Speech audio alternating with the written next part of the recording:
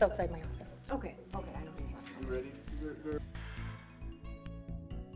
Okay, we will call the meeting to order. It is June 24th, 6:30, a village board meeting.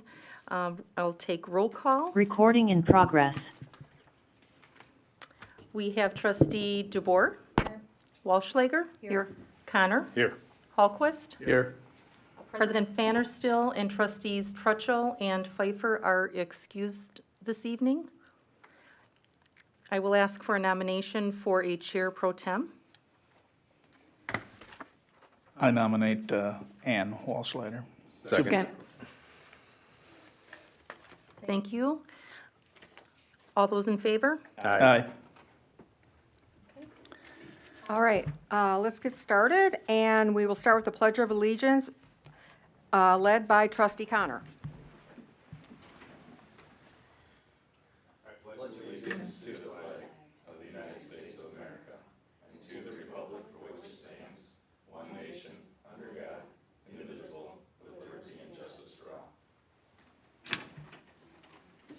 Okay. Public comments we will have next.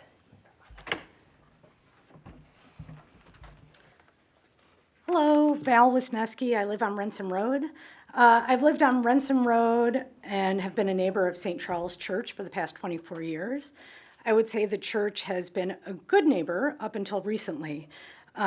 I want to start off by saying that I wish I was not before the village board to discuss these matters. I have reached out to the church and have left a voicemail for Mike Gattani directly, but I never received a response. So this is why I'm coming to you guys. I have three concerns. Number one, the bells. I am not opposed to some church bells, but I do take issue with them going off at 7 a.m. on a Sunday morning. That's pretty early. Do our noise ordinances allow for that being early? Yes.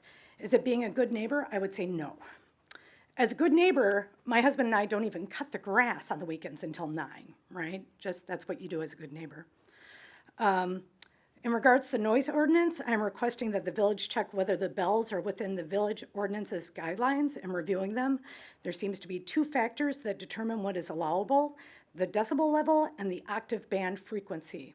I'm not sure what that is, but depending on what the octave band frequency determines then what the decibel level is allowed. The bells seem louder than most noises in Hartland, and I'm wondering where they land within the criteria of our ordinances. Lastly, the lights. I've brought this up a couple of times, and I've been told it would be looked into, but I've never received any follow-up.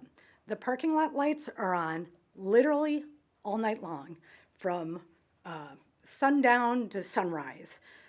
There's no need for these lights to be on all night in a residential area. We have 2 bedrooms in the front of our house, and the lights actually shine into these bedrooms, which is an issue. I know when the board was first presented with this large addition, the question of lighting was brought up as a potential concern that would be addressed. I've reviewed subsequent meetings since that time, and I couldn't find any meeting where it was addressed again. So ultimately, here's what I'm asking. I'd really like for there to be no church bells before 8 a.m. in the morning. I'd like the village to check to see if the bells are exceeding any noise ordinance limits, and I think the parking lot lights should be off by 11. I don't think these are unreasonable requests as a member of the community. I would love to have conversations with my neighbor, the church, but in order to do that, I need to hear back from them, but they haven't been calling me back. So unfortunately, I'm here instead asking for your help. Kind of coincidentally, as I walked in, I looked at the agenda and I saw that the permit for Fall Fest happens to be on the agenda. I don't know how much response. I know other neighbors of mine have called the village and have spoken to various board members. I don't know if the board has gotten any response from the church, but I don't know, maybe if you defer the approval of the Fall Fest permit, that maybe you would then get a response, if you haven't been getting any. I don't know, nobody has contacted me about anything. So thank you for any help you can provide. Thanks. Thanks, Val. Okay, next on the agenda is consideration of village board minutes for a meeting on June 10th, 2024. I'll make a motion to approve the village board minutes of June 10th, 2024.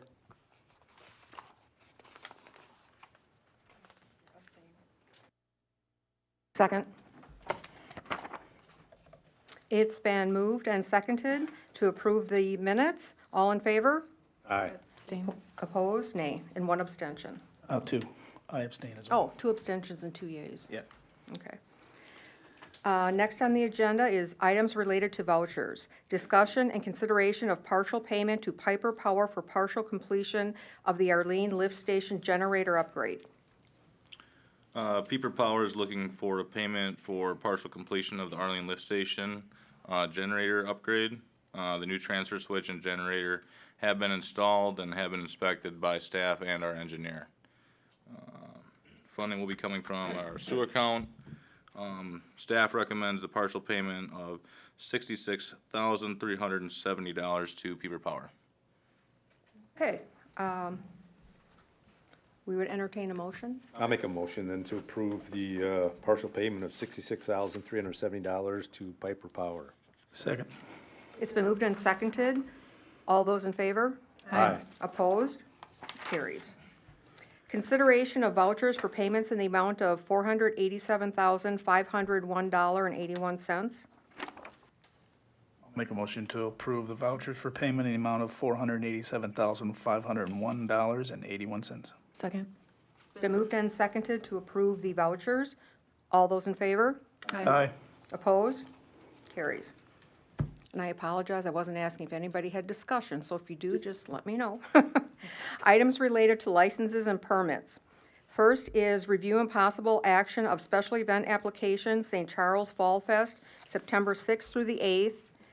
And also, in regard to that, is consideration of a special Class B license for the fest. Is there, nobody's here for that? Don't we normally have representation here? We do. I mean, I would assume. we approve, I mean, there's no changes probably from year to year to year, but I'm just curious why no one was here. I believe that they're usually told they should be Yep. here. I did inform them that it would be on the agenda and to appear. It does appear that there are no changes from previous years, but, yeah, whatever the board wants to do. Well, does anyone have questions for them that we need to have answered before we approve it? I guess not that I have a question about this, but I think Val brought up a good point, because I did reach out to the church in regards to some of their concerns, and I haven't heard back yet. So I would say, in my opinion, since they're not here, there are some concerns, and not that I want to leverage that, but I think in good faith, I would like to wait. Okay, Well, and my point is, are we gonna set precedent for approving things where people aren't here? Is Agreed. the only thing, because we've held pretty fast or steadfast on, in the past, where if someone's not here, we kind of table it or whatever. and the fact that they know it was gonna be on the agenda and it was posted, so, do I have a motion then to, I'll make a motion to postpone the application for St. Charles Fall Fest until next board meeting. it's been moved and seconded to postpone the special event for St. Charles to our next board meeting. All those in favor? Aye. Discussion, do we Oh. use the word postponed or do we use Tabled. tabled? Table. I mean, Table, I don't know what Robert says. It's table. tabled, okay. So it's been tabled for our next meeting. All those in favor? Aye. Opposed? Okay, that carries then. Now we have renewal operator bartender applications. Am I missing one here? What about the, oh, we got. Well, you can, Yep, okay. oh, okay. All right, so police chief has recommended approval for Barry Hendricks, Megan Haynes, Sanders Fought, and, let's see here. Those are renewal. Do we do the renewals and new separate? You can, either way. Either way We'll is do them fine. together. And then new operator bartenders applications for David Johnson, Lisa Johnson, Mary Lou Everett, and Shu Yi Yang. Make a motion to approve the names as read. Second.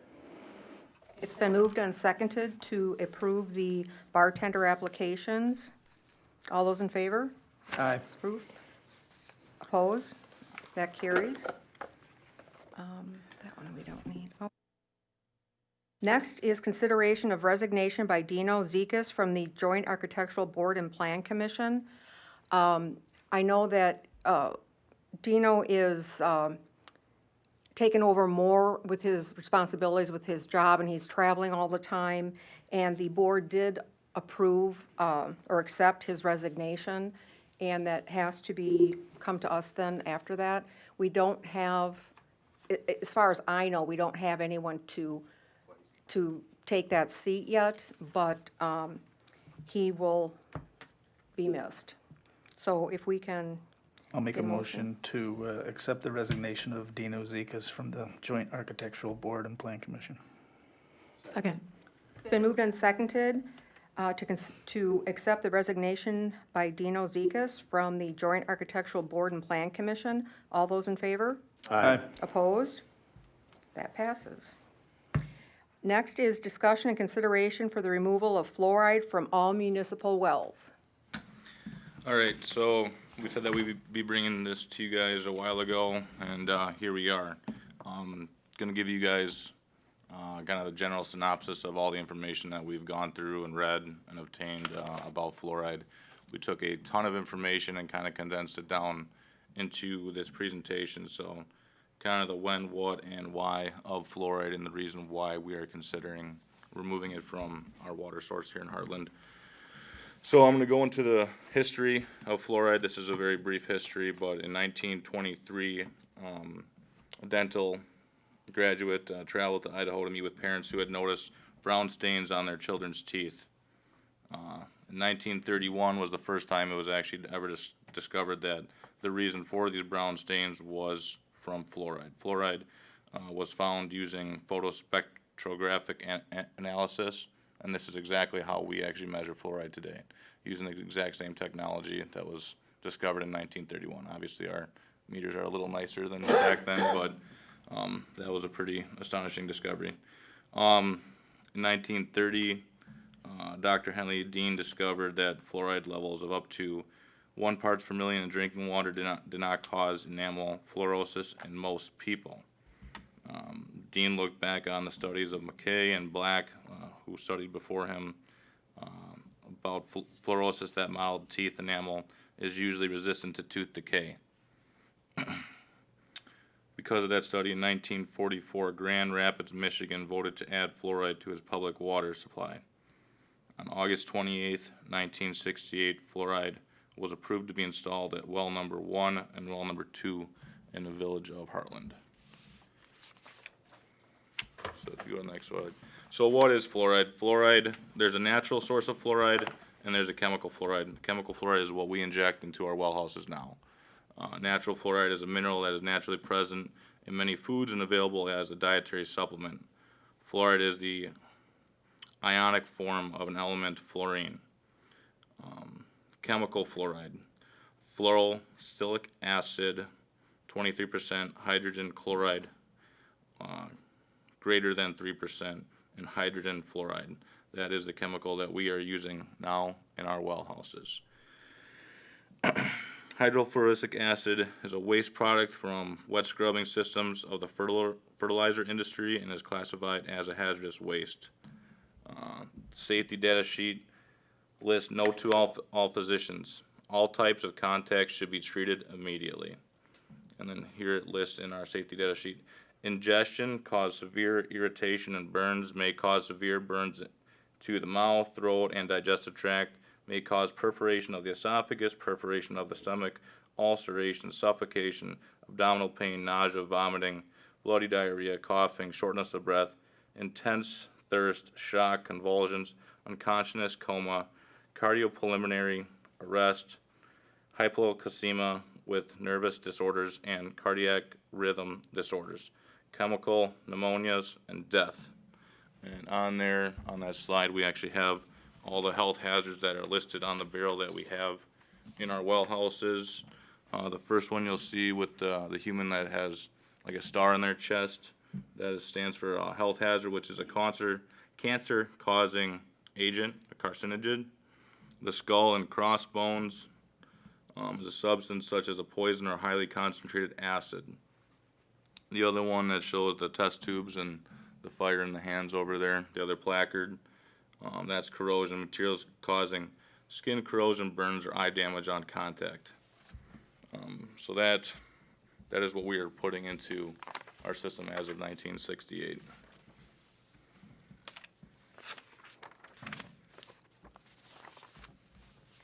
So we got some facts about fluoride. In the case of fluoride, water is being used as a conveyance of a substance to treat humans and not to treat the water. In Hartland, the only other chemical we add, other than our Aquamag, is hypochlorite. Hypochlorite actually treats the water, and so does our Aquamag. It's chemicals that treat the water. This is treating the health of who it's being distributed towards. So it's not actually treating or making the water better. It's going to treat and make public health better as it's deemed service. The World Health Organization revealed that the benefits of fluoridation is best for economically disadvantaged who frequently don't have access to sufficient dental care. I wouldn't say that anyone in Hartland, or I would say a good majority of people in Hartland, don't have that issue.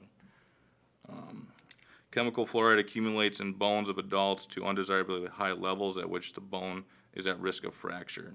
So not only does it just affect you as you're drinking it, but as time goes on, it bioaccumulates in the body. So it's always going to stay with you and add and compound and give you complications down the road. Harvard studies have shown that there's a correlation between fluoridation in the water and lowered IQs. Baby formula states that the use of fluoridated water, to not use it. So I don't know if I'm sure there's many people in Hartland that are using baby formula with the water that we provide in our wells, and it states specifically on there not to put that in baby formula. Next slide. Today's dental options for fluoride and the concentrations of fluoride in those dental options. So these are alternative methods. These are things that we have access to other than putting it directly into our water. So toothpaste is at 1,000 to 1,500 parts per million. That's the concentration that's in that toothpaste. Mouth water is at 230 parts per million. Fluoride gels that are self-applied and then professionally applied are 5,000 parts per million to 12,300 parts per million. Dental applied varnishes are at 22,600 parts per million. Fluoride supplements are at 0.25 milligrams or 1 milligram per tablet. So just going off those numbers, toothpaste, 1,000 parts per million.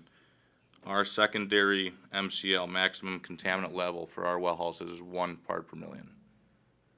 So that's telling you the concentrations that we have just in toothpaste ourselves. So why do we need to actually add it to the water too? The bottom chart shows natural fluoride present in Hartland wells. This was done the beginning of this year. We took samples from all of our well houses to tell us what's naturally in the ground as far as the natural mineral fluoride, not the chemical fluoride that we're injecting. So you can see those numbers there. Next slide shows the most common exposure to fluoride is toothpaste. 1955, Crest launched the first clinically proven fluoride containing toothpaste.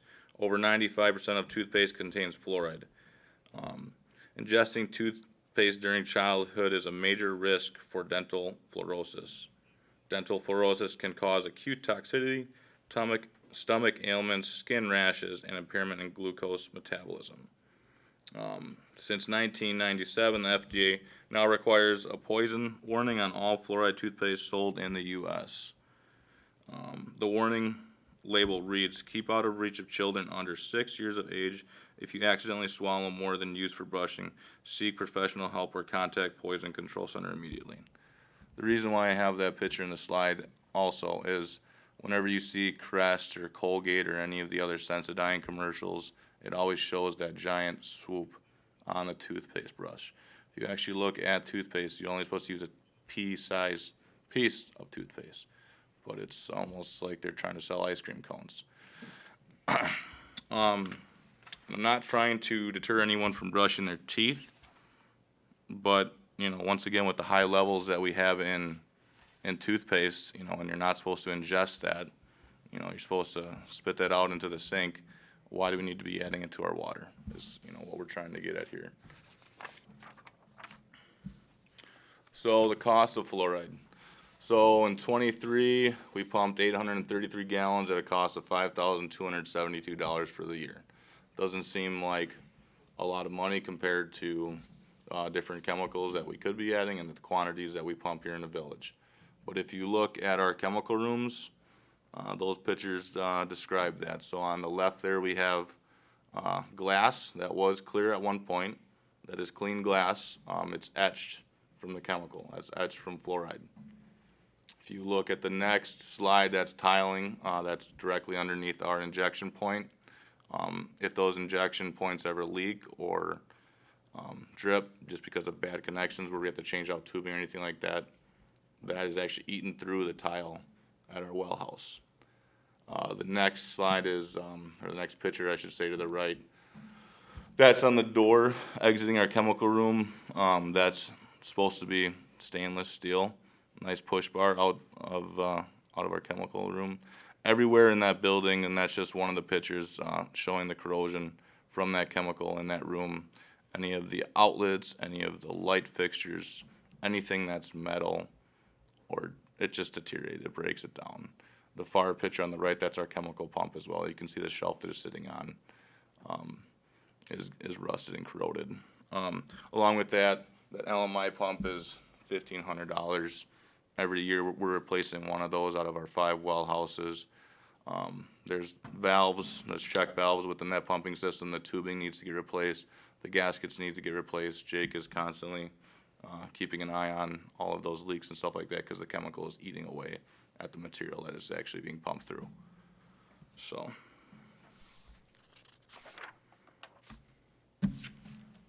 These are communities that have already removed fluoride, and I don't want to put this out saying that, hey, look, they're doing it too.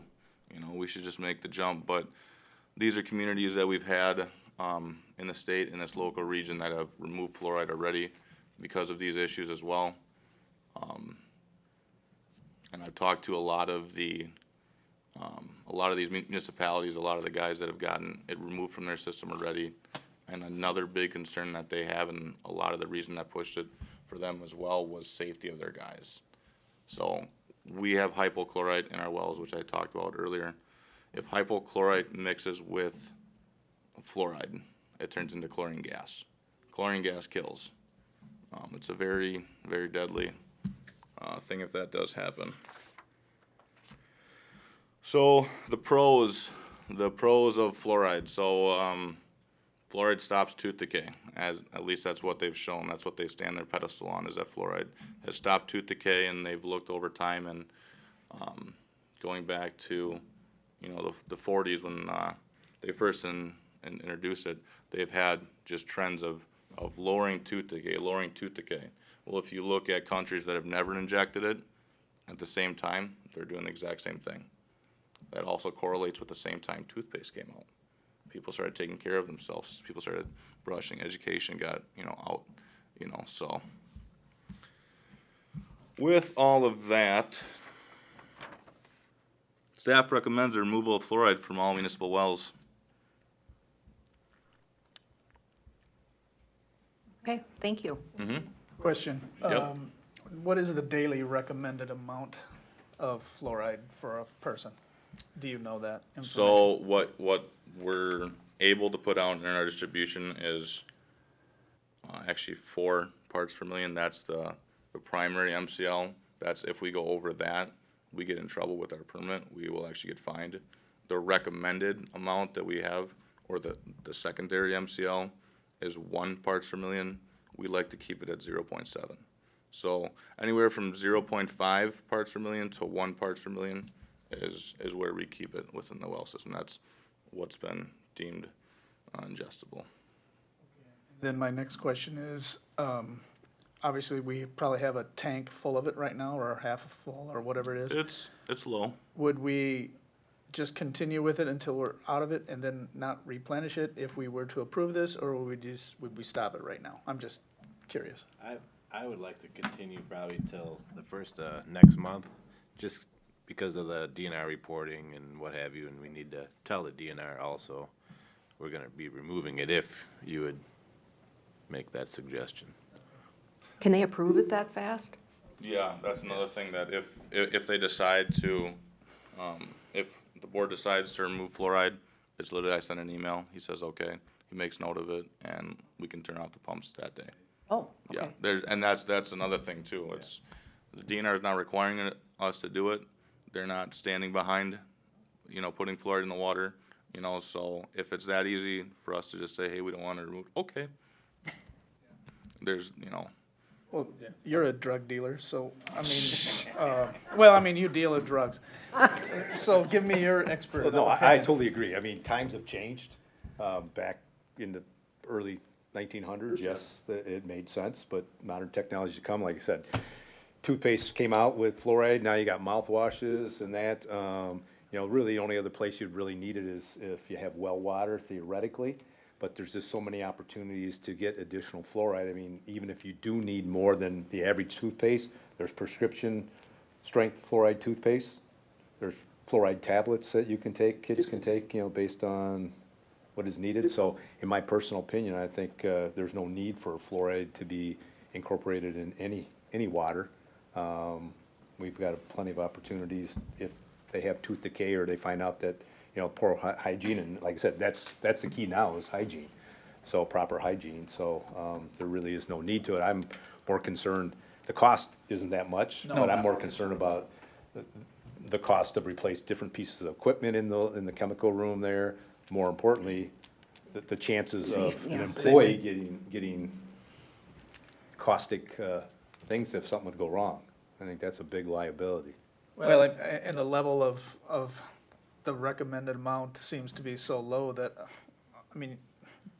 people can't help but get that every day anyway, even if they're not drinking water. right, and that's the thing, like toothpaste is 1,000 parts per million to 1,500 parts per million, and the water's 1 part per million, Tom, just to have it on the record, I know I asked you this already, it will not change the taste of the water, is that correct? No. Okay. And just to Rick's comment, well water, I was raised on that, and you said was not correct. People who drink well water don't need it if they're brushing their teeth. Well, if they're brushing their teeth. Okay, any other discussion? Okay, do we have a motion? Yep, I'll make a motion to remove fluoride from all municipal wells as stated. I'll second.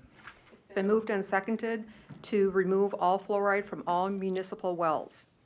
Those all in favor? Aye. Opposed? It passes. All right. Next is discussion and consideration of Resolution 06242024, resolution amending Appendix A of the Code of Ordinances for the Village of Hartland concerning the schedule of municipal fees and charges for the cemetery fees. At the last meeting, the board did vote to change fees related to the cemetery. Those fees need to be changed via resolution, which I've prepared here and incorporated what was voted on at the last meeting. Changes the cost of, per plot, $1,200. Cemetery lot transfer, that's a new fee. Transfer of deeds between people is set at $100. And cemetery plots for infants and young children, 0 to 3 years of age, would be at no cost. Okay, do we need to? Yes, please. Yep. I'll make a motion to approve Resolution 06242024, resolution amending Appendix A of the Code of Ordinances for the Village of Hartland concerning the schedule of municipal fees and charges, cemetery fees. It's been moved and seconded to approve the amending of the cemetery fees. All those in favor? Aye. Opposed? Carries. Next is consideration of the first reading of bill for ordinance number 06242024A, an ordinance amending section 70-1, operation of motor vehicles in village parks. So there are a series of ordinances that have a draft amendment to them, more of a housekeeping item than anything else. These drafts have been approved and reviewed by Attorney Delamora. We can go through each ordinance. Did you want to do it that way, or? I have some questions on each Okay, one. sure. So the first one is 70-1, operation of motor vehicles. That ordinance, as written, did not have a penalty provision, and so that is what was added to that ordinance. Okay, my question was on the A, where it says motor vehicles may only be operated on a roadway in village parks. Motor vehicles may be parked only in those areas of village parks which are not posted with signs which prohibit parking. So my question, so we have to have signs that say no parking on grass every so many feet, or can't we just have that on a sign in the front and people have to read it?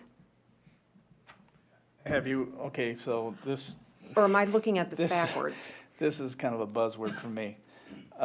If you ever go to a beer garden Thursday, and I'll just pick that up because that's the most popular night over there at Nixon. Everybody parks on the grass, okay? So even if we, and there's a few exceptions, because where they did the drainage tiles over by the beer garden itself, they have a no parking sign. But everywhere else, they're parking. So I've been told to create a friendly atmosphere with our residents, that we don't want to ticket people that are there to park in the grass, even though we don't want them to, just because they will be quite upset and we would make a ton of money. Because there's probably more people parking in the grass than there is in the parking lot. So Right. it's kind of a slippery slope thing. If we do it, someone's going to complain, especially if our fine police force starts ticketing. So, and I don't think they want to be the bad guys on this. So, but they'll do whatever we tell them to.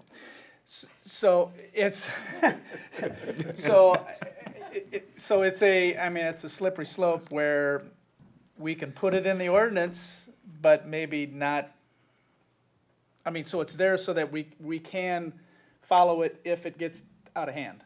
But right now, we kind of It let sounds like it it's slide. already out of hand if everybody's parking all over on the grass. Either we should either have it or not have it, right? If we already have the rule that says you cannot park on the grass in the park. I think if it's abused, okay. Define and- that. Well, I haven't, if somebody's like really parking over a rock or something, and you've probably seen it, I haven't seen it so much, but if they're parking in a situation where they shouldn't be parking, then obviously that gives us jurisdiction to give them a ticket. But if they're just parking in the grass, like along the baseball field or along by the railroad tracks or whatever, that's common occurrence, and they're not really hurting anything because they're there temporarily. They're not there 24/7. They're only there for a couple hours. Didn't we just add a bunch of parking spaces down there? Didn't we add a whole bunch at Nixon? That's my thought is, if there's parking spots, common courtesy would be to park in a parking spot, right, versus the grass. Our park, DPW and everything work hard to maintain it, make the park look good. Like the ground is And I soft. get there's certain things, like, when we had the Vietnam Wall here, that's a special event, things, happen. But out of common courtesy, if I was pulling in there and there's parking spots, I wouldn't think to park in the grass if I saw a parking spot. Now, some people might say, well, hey, the park spot's over there, and that's an extra 3 minutes to walk over here, and I don't want to do that, and that might be the reason they do it, but I still think out of common courtesy for our parks, and to keep them looking pristine as they are, why not use the parking if there's parking? Well, I use the adage that if you go to Milwaukee and you're gonna go to dinner at some restaurant, you know, you're gonna park in a parking ramp, or you're gonna park in the street, and you're gonna walk 3 blocks to the restaurant, right? People don't seem to wanna do that here. So, you know, if we're gonna be the bad people and give them tickets, then I don't see the positive in that. I don't know that I'm necessarily saying give tickets, I'm just Well, saying we should then how are you gonna- post things and if we see somebody parking there. They don't read the signs. I mean, they'll park anyway, because they've been doing it all along. But if somebody was doing that in their yard, they wouldn't like it. Well, that's different, that's private property. I think it's an education thing, and we should probably at least make the effort to educate people that. Put warnings on instead of tickets. I mean, I brought this up at the last park board meeting, and it didn't seem to go anywhere, so. And I think that's, you know, we added all those parking spots, you know, but that fills up in no time, especially beer garden night. I mean, and, you know, I get, Rick, what you're saying about it going to those spots first, and those spots are usually full first on beer garden night before people start parking in the grass. It's things that, you know, when we have baseball games and there's parking available where we have people parking wherever the heck they want, you know, I mean, they pull right in the grass when there are spots available, you know, so there's multiple sides to this, because we brought it up in park board. I've been on a couple conversations with PD and Ryan Bailey about this. We're trying to bring people to our parks and enjoy the park, especially Nixon itself, but you know, we don't want to deter people from coming, but at the same point, we will never have enough parking in Nixon Park to facilitate what we do there. Wait till this Thursday and Friday and Right. just hang out down there with your Village of Hartland t-shirt and get ready to get yelled at because there's no parking in the park. So, you know, Well, but that's a special event too. I don't know what the answer is, but, And I see your point. We're there fixing it, you know. You know. well, it's just more work for Yeah. DPW to go Yep. in and, you know, when they're on ground that's not hard. Yep, They're gonna be yeah. putting divots and big, I saw what some people did when they drove over by the warming house. Yeah. It's ridiculous. I don't know. I guess it's just respecting what their tax dollars are paying for. Yeah. Well, well, this is a first reading, so, I mean, you know, so that's our first reading. It's gonna get better. All right, Okay. section 70-2 references animals. What was changed in this ordinance draft is changing the authority from the park board to the village board. Attorney Delamora does recommend that. He recommends that the village board have final control, as the park board is not an elected body and does not have the authority under the statutes to impose ordinance violation sanctions. So that change was made, and again, a penalty provision was added. Okay. And on that, I had a question where it says, bring or permit a dog, okay, in any village park or pathway at any time unless said dog, animal is on a leash not exceeding 6 feet in length and under the owner's control, or to bring any dog in any village park or pathway which is not properly licensed with all required vaccinations and shots. There are quite often dogs there playing ball or whatever that don't have leashes on them. And the long leashes, I don't know what they're called, they're on those retractable leashes. I had my dog there for his daily walk, and another dog came at him and tried to attack him that was not on a leash. So I don't know how, it seems like we're putting words down that aren't going to be enforced. And I don't know how to do that. I mean, the police can't sit there 24 hours a day. But I think the people need to know that this is there, and they have to start licensing their animals.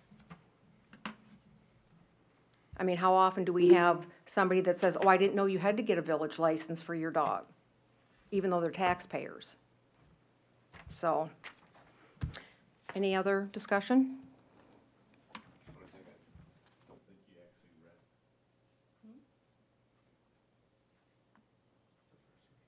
Yeah, I know.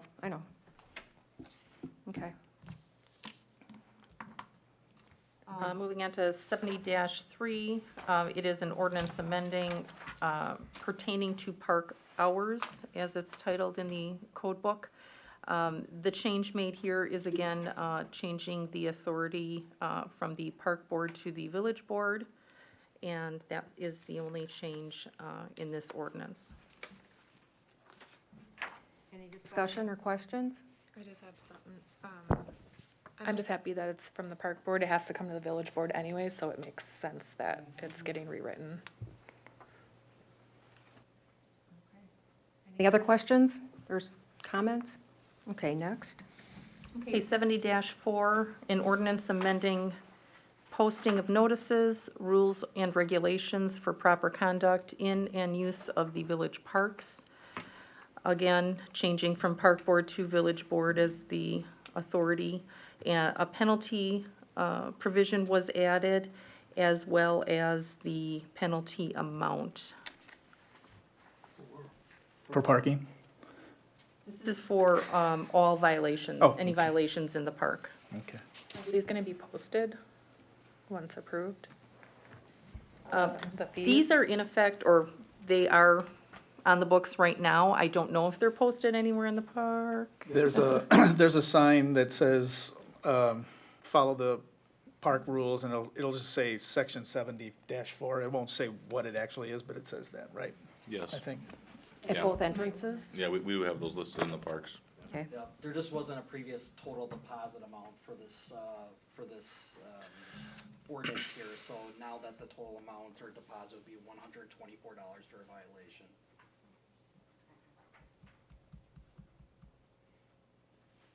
Other comments? Okay. And the next one is an ordinance amending section 70-5 pertaining to allowing the sale of fermented malt beverages within specific park land areas. Again, changing the authority from park board to village board and adding a penalty provision. I had a question on that, and I apologize, I did not read chapter 6 of the code. I had that on here to do and I forgot. But it does say that a permit granted under this chapter shall only allow the possession and consumption of fermented malt beverages. I assume that means beer or wine. And that says no person may possess or consume any intoxicating liquor in in a village park. So that means no vodka, rum, whatever, hard liquor. Is that correct? That is correct. And wine would not be allowed if it's fermented malt beverage referred to in chapter 6. So what does that mean? If someone has a space rented in the park, they can request permission for fermented malt beverage to be consumed. Okay. But otherwise, there's no wine either? I'd have to look at chapter 6 specifically to be able to answer that. But it says no hard liquor in any park? Right. Okay. Wine is a liquor. And so what does that mean, let's say on nights when there's a band playing and people bring in a cooler with a couple bottles of wine, whatever, not that they've bought there, but they bring in, is that acceptable? That is up to the police department's discretion. It'd be a violation technically, yes, correct. So Thursday nights, whatever beer is sold there or alcoholic beverages, that's what would be allowed in the park. Carry-ins are not allowed. Okay. That's the same for the 4th of July or hometown celebration or any other special event. Okay. All right, thank you. Anything else? Sandy, anything else? Nothing. Nothing? Okay. That is everything. We have announcements now. Please. Chief Misko's been selected as the president of the Wisconsin Law Enforcement Accreditation Group, WILAG. Hartland is a WILAG accredited police department, and we're up for reaccreditation this year. Chief Misko is now the president of that group. Officer Matthew Shea was selected to fill our vacant patrol detective position. He will start his new role on July 27th. Interviews for part-time administrative assistants are scheduled for tomorrow, and we shall make a determination who we select in the next couple days. Also, one of the 3 flock cameras has been installed, and we already have a couple success stories with the 1 camera thus far.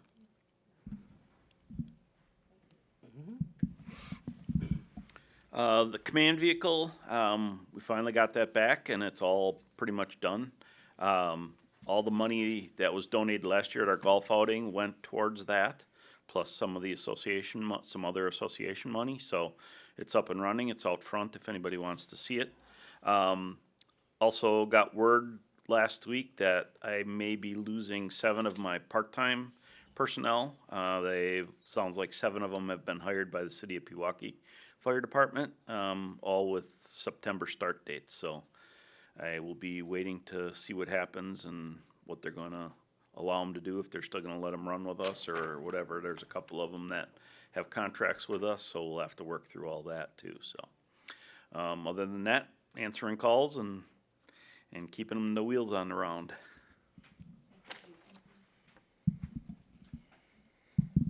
With the recent storms that have been going through, we've been having a lot of trees that are down, and the area's been cleaning up a lot of that.